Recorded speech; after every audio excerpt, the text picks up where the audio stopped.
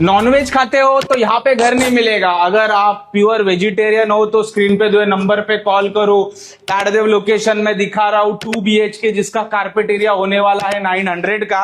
Nonveg खाते हो तो यहाँ पे घर नहीं मिलेगा। अगर आप वेजिटेरियन हो तो मोस्ट वेलकम। ओनरचाच क्रायटेरिया होता की मला हे घर एका व्हेजिटेरियनला द्यायचं आहे।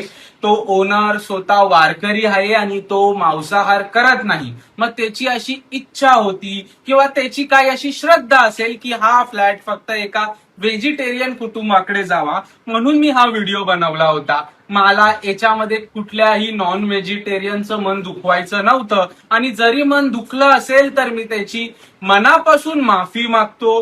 तुम्ही बिंदास मांसाहार करा, मी स्वतःही नॉन व्हेजिटेरियन आहे।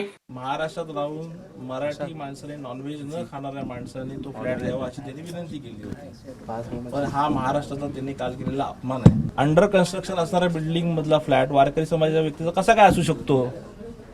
कारण मी स्वतः विकासक आहे, मलाही माहिती आहे काय नियम आणि कायदे आहेत ते। त्यामुळे आज त्यांनी जी बाईट दिली ती चुकीची आहे आणि अशा पद्धतीच्या वक्तव्याचा आम्ही निषेध करण्यासाठी आज ठिकाणी आलोय। आम्ही येणार हे कळल्यानंतर त्यांनी स्वतःचं ऑफिस बंद ठेवलंय आणि तो इथून पळून गेलेला आहे, पण तो किती दिवस पळेल?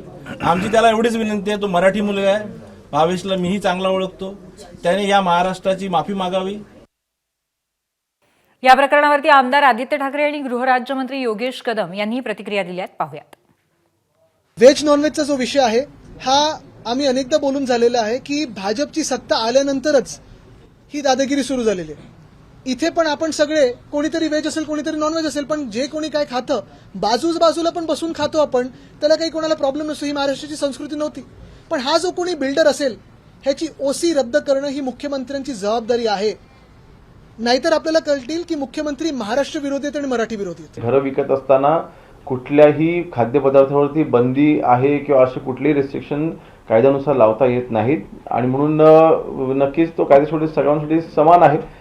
ह्याच्यामध्ये कुठलेही राजकारण न करता, मला वाटतं ह्या गोष्टी आपण राजकारण न करता पाहिलं पाहिजे। कोणाचा तो वैयक्तिक निर्णय असेल, परंतु कायद्याला धरून जर का नसेल तर तक्रार वगैरे सरकार जर का कोणाची आली तर त्यावर तशा पद्धतीने कारवाई करता येईल।